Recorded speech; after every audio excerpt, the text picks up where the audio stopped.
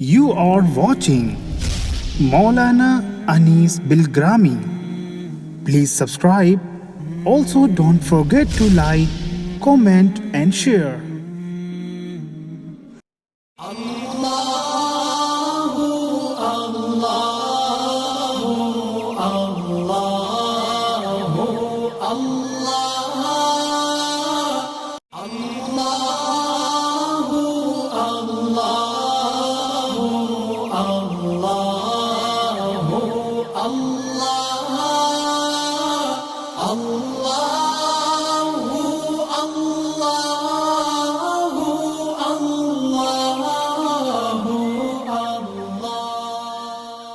السلام علیکم ورحمۃ اللہ وبرکاتہ۔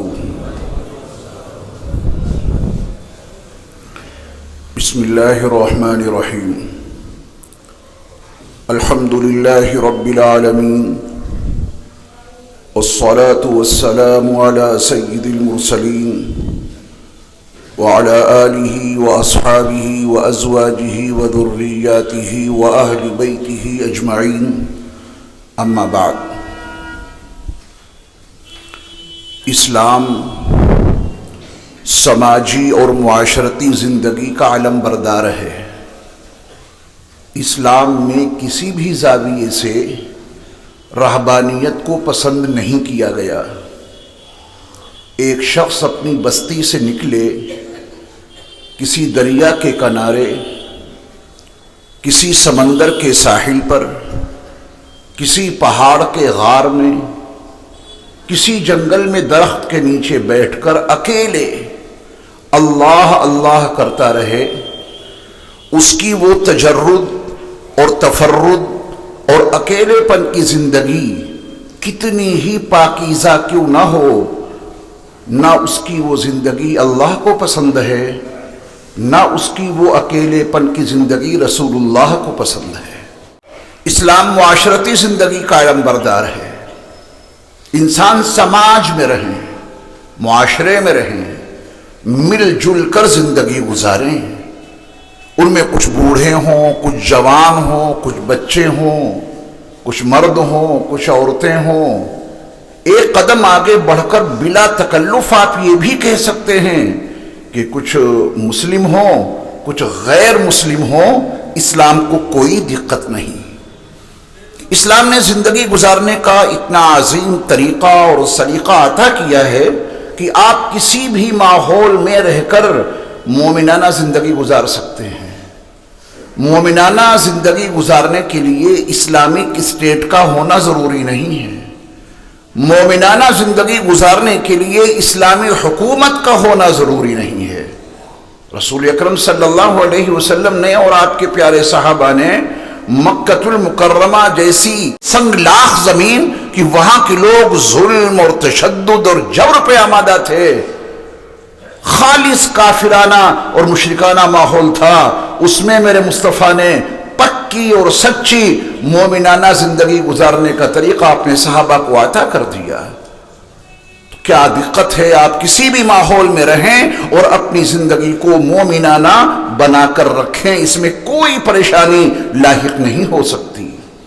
ہاں، معاشرتی اور سماجی زندگی گزارنے کے جو بڑے واضح اصول اللہ اور اس کے رسول صلی اللہ علیہ وسلم نے عطا کیے ہیں، ان کو اپنائیں گے تو سکون والی زندگی گزرے گی۔ ایک آدمی اسلامک اسٹیٹ میں رہتا ہے، اسلامی حکومت میں رہتا ہے، لیکن وہ اللہ اور اس کے رسول علیہ السلام کے عطا کردہ اصول معاشرت کو اپنی زندگی میں عملی طور پہ برپا نہیں کرتا تو کیا اس کی سکون کی زندگی گزر سکتی ہے؟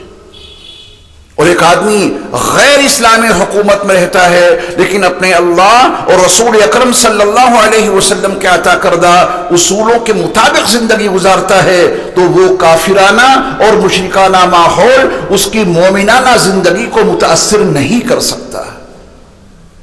سماجی اور معاشرتی زندگی کے اصولوں میں سے ایک بڑا اہم اصول صحیح مسلم کی حدیث کے تناظر میں جس کے راوی سیدنا ابو ہریرہ رضی اللہ تعالی عنہ ہیں، ایک اصول آج کے درس میں آپ کو سمجھنا ہے۔ سیدنا ابو ہریرہ رضی اللہ تعالی عنہ فرماتے ہیں کہ اللہ کے رسول علیہ السلام نے ارشاد فرمایا لا تدخلوا الجنہ حتی تؤمنوا، تم جنت میں اس وقت تک داخل نہیں ہو سکتے جب تک کہ تم صاحب ایمان نہ بن جاؤ۔ جنت میں داخل ہونے کی اولین اور کڑی شرط ہے ایمان لانا۔ تم جنت میں اس وقت تک داخل نہیں ہو سکتے یہاں تک کہ تم صاحب ایمان بن جاؤ۔ ایمان لاؤ گے تو تمہیں جنت ملے گی، ایمان کے بغیر جنت نہیں ملے گی۔ یہ پہلا ارشاد ہے رسول اکرم صلی اللہ علیہ وسلم کا۔ اگلی بات کو اور توجہ سے سنیے گا کیونکہ یہ بات تو سب کو معلوم ہے، نبی علیہ السلام کے فرمودات کے تناظر میں کہ بغیر ایمان کی جنت نہیں ملے گی، یہ تو آپ کو پہلے سے علم ہے۔ اگلی بات بہت توجہ سے سنیے گا اور میں اپنا جائزہ لے لوں اور آپ اپنا جائزہ لے لیجئے۔ رسول اکرم صلی اللہ علیہ وسلم نے فرمایا وَلَا تُؤْمِنُوا حَتَّى تَحَابُّوا، اور تم اس وقت تک مومن نہیں بن سکتے جب تک آپس میں محبت نہ کرنے لگو۔ تم مومن اسی وقت بن سکتے ہو، مومنین کی فہرست میں تمہارا شمار اسی وقت ہو سکتا ہے جب تم آپس میں ایک دوسرے سے محبت کرنے والے بن جاؤ۔ اگر ایک دوسرے سے محبتیں برپا ہو جائیں تو تمہیں اللہ اس کے رسول کی بارگاہ میں مومن تسلیم کیا جائے گا۔ اس زندگی کو مومنانہ زندگی کہا ہی نہیں جا سکتا کہ بھائی بھائی سے عداوت رکھتا ہے، پڑوسی پڑوسی کا دشمن بنا ہوا ہے، بڑے چھوٹے پہ ظلم ڈھا رہا ہے، چھوٹا بڑے کی بے احترامی کر رہا ہے۔ کیا آپ اس کو مومنانہ زندگی کہہ سکتے ہیں؟ کروڑوں درود و سلام ہو نبی آخر الزمان صلی اللہ علیہ وسلم پر کہ آپ نے مومنانہ زندگی کا خلاصہ ایک جملے میں سمیٹ کر رکھ دیا وَلَا تُؤْمِنُوا حَتَّى تَحَابُّوا، تم اس وقت تک مومن نہیں ہو سکتے جب تک کہ آپس میں ایک دوسرے سے محبتیں نہ کرنے لگو۔ اگلی بات کو اور توجہ سے سنیے گا، میرے مصطفیٰ علیہ السلام نے فرمایا اولا ادلکم علی شیء اذا فعلتموہ تحاببتم، کیا میں تمہیں ایک ایسی چیز نہ بتا دوں اگر تم اسے عملی طور پہ برپا کر دو تو تمہارے درمیان ایک دوسرے سے محبتیں برپا ہو ہی جائیں گی۔ یہ نسخہ میرے لیے بھی جاننا ضروری ہے اور یہ نسخہ آپ کے لیے بھی جاننا ضروری ہے۔ اسی نسخے کی روشنی میں ایک دوسرے سے محبتیں بڑھیں گی اور جب ایک دوسرے سے محبتیں بڑھیں گی تو ایمان کامل ہو جائے گا اور جب ایمان کامل ہو جائے گا تو جنت کا داخلہ ضرور نصیب ہوگا انشاءاللہ۔ گویا جنت میں داخل ہونے کے لیے اس نسخے کا جاننا ضروری ہے۔ ابھی تک تو یہ معلوم تھا کہ مومن ہونا جنت میں داخل ہونے کے لیے بہت کافی ہے، لیکن میرے مصطفیٰ علیہ السلام نے فرمایا کہ وہ ایمان جو تمہارے درمیان آپس میں محبتوں کو برپا نہ کر سکے وہ ایمان کب اللہ کی بارگاہ میں حقیقی معنوں میں مقبول ہے۔ اللہ اکبر۔ یہ سماجی زندگی اور معاشرتی زندگی کی بنیادی اصول کو سمجھیں نبی علیہ السلام کے اس فرمان عالی شان کی روشنی میں۔ آپس میں ایک دوسرے سے محبتیں کیسے برپا ہوں گی، ایک دوسرے سے محبت کیسے قائم ہوگی مجھے نہیں معلوم، اور سچ یہ ہے کہ آپ کو بھی نہیں معلوم۔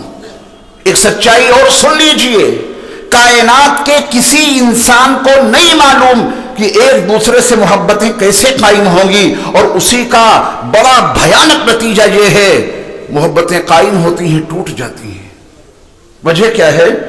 وہ محبت اللہ کے لیے کب کی تھی، وہ محبت اللہ کے لیے کب برپا کی تھی؟ دنیا کے مفاد کے لیے محبت کو ظاہر کیا تھا، دنیا کا مفاد پورا ہو گیا محبت ختم۔ اللہ باقی ہے، اللہ کے لیے جس سے محبت کرو گے اللہ باقی ہے، اس کی وجہ سے جس سے محبت ہوگی وہ محبت بھی باقی رہنے والی ہوگی، وہ کبھی ختم نہیں ہوگی۔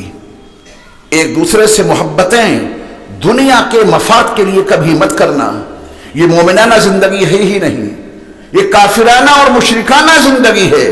کسی کو اپنا بڑا مان لیا صرف اس مقصد کے لیے کہ ہمارا فلاں کام پورا ہو جائے، کسی کے سامنے اپنی محبتوں کا اظہار کر دیا تاکہ فلاں کام ہمارا پورا ہو جائے، فلاں چیز مجھے مل جائے، اور جب وہ مقصد پورا ہو جاتا ہے اور جب وہ کام مکمل ہو جاتا ہے اور جو مطلوب ہوتا ہے وہ حاصل ہو جاتا ہے، نہ سلام نہ دعا، سب کچھ ختم، ہدایے تحائف بھی ختم۔ نبی علیہ السلام نے وہ نسخہ عطا کیا، وہ نسخہ معلوم ہوگا تو جنت ملے گی، وہ نسخہ معلوم ہوگا اور اس پر عمل کیا جائے گا تو جنت ملے گی۔ اس دھوکے میں نہ رہنا کہ بس ایمان لے آئے اور جنت ہمیں مل جائے گی، اس کے کوئی تقاضے اور ہیں ہی نہیں، یہ بہت بڑا دھوکہ ہے۔ صحیح مسلم کی صحیح حدیث، راوی ہے سیدنا ابو ہریرہ رضی اللہ تعالی عنہ، نبی کریم صلی اللہ علیہ وسلم کا یہ فرمان عالی شان نقل کر رہے ہیں، تم جنت میں داخل نہیں ہو سکتے یہاں تک کہ تم ایمان لے آؤ، اور تم مومن نہیں بن سکتے یہاں تک کہ آپس میں ایک دوسرے سے محبتیں کرنے لگو۔ اولا ادلکم علی شیء اذا فعلتموہ تحاببتم، کیا میں تمہیں کوئی ایسی چیز نہ بتا دوں، کیا میں تم کو ایک ایسا نسخہ نہ دے دوں، اگر تم اس نسخے پہ عمل کر لو تو آپس میں تمہاری محبتیں قائم ہو جائیں، ایک دوسرے سے تم محبت کرنے والے بن جاؤ گے اگر اس نسخے پہ عمل کر لیا۔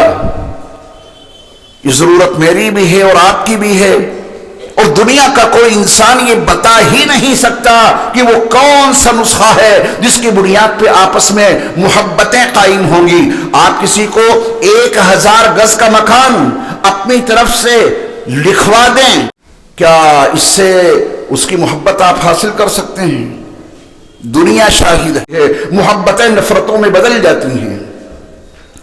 دنیا کی چیزوں سے، دنیا کے مفاد سے، دنیا کی عارضی شے سے آپ محبتوں کو برپا نہیں کر سکتے۔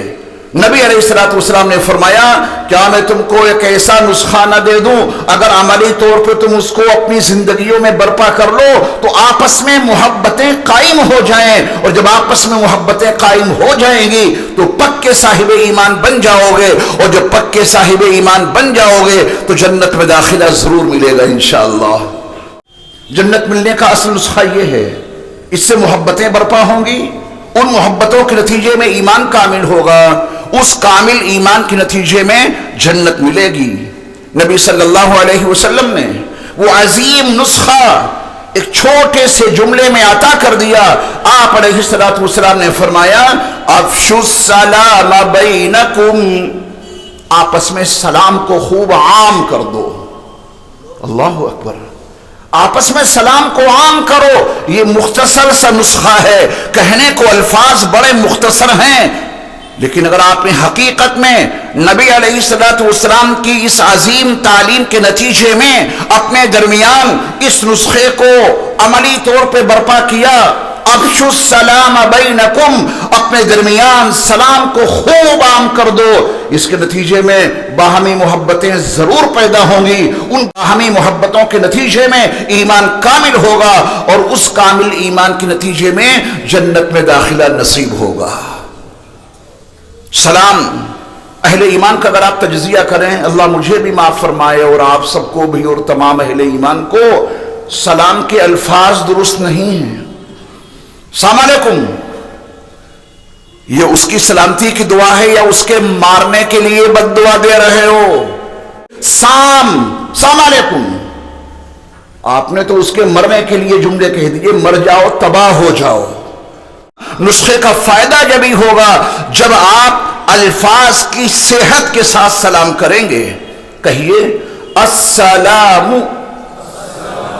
السلام علیکم، علیکم مت کہہ دینا، علیکم کچھ ہے ہی نہیں، علیکم تو عربی زبان میں ملتا ہے، علیکم کیا ہے؟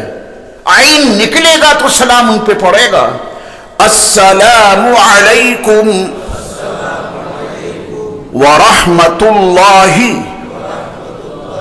وبرکاتہ، یہ الفاظ کی صحت کے ساتھ سلام پیش کرنا ہے، اور ان الفاظ میں اخلاص کا خمیر شامل کرنا ہے، تب یہ سلام وجود میں آئے گا۔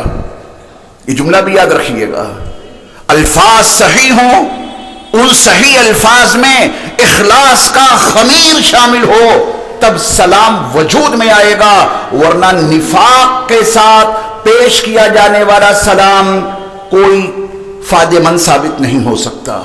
منافقانہ سلام، مومنانہ سلام الگ ہے، منافقانہ سلام الگ ہے۔ آج امت میں منافقانہ سلام کا عام رواج ہو گیا ہے، تبھی تو محبتیں نہیں پیدا ہو رہی ہیں۔ سلام کرتے ہیں مگر دل میں عقیدت نہیں، سلام کرتے ہیں مگر دل میں محبت نہیں۔ کیوں؟ یہ مومنانہ سلام ہے کب؟ الفاظ ہی درست نہیں ہیں، اور الفاظ درست ہیں پھر بھی منافقانہ سلام اس وجہ سے ہے کہ بس زبان سے کہہ دیا السلام علیکم، دل سے کب ان کی سلامتی کی دعا کی؟ دل چاہتا ہے کہ ان کا مقام تباہ ہو جائے، دل میں تمنائیں کروٹیں لے رہی ہیں کہ یہ مومن بڑے سکون کی زندگی گزار رہا ہے، اس کی یہ سکون بھری زندگی تباہ ہو جائے۔ آپ کی ترقی کو دیکھ کے کوئی جل رہا ہے اور پھر کہتا ہے السلام علیکم، یہی تو منافقانہ سلام ہے۔ سلام کا مطلب اللہ تمہیں سلامت رکھے، ہر بلا سے تم محفوظ رہو، ہر پریشانی سے تم محفوظ رہو، زمینی اور آسمانی آفتوں سے اللہ تمہاری حفاظت کرتا رہے، تمہارے خلاف کوئی چیز آ کر تمہیں نقصان نہ پہنچائے، یہ میں چاہتا ہوں اور اپنے اللہ سے دعا کرتا ہوں اللہ تمہیں ہر مصیبت، ہر پریشانی، ہر بلا سے محفوظ رکھے۔ یہی تو ہے سلام۔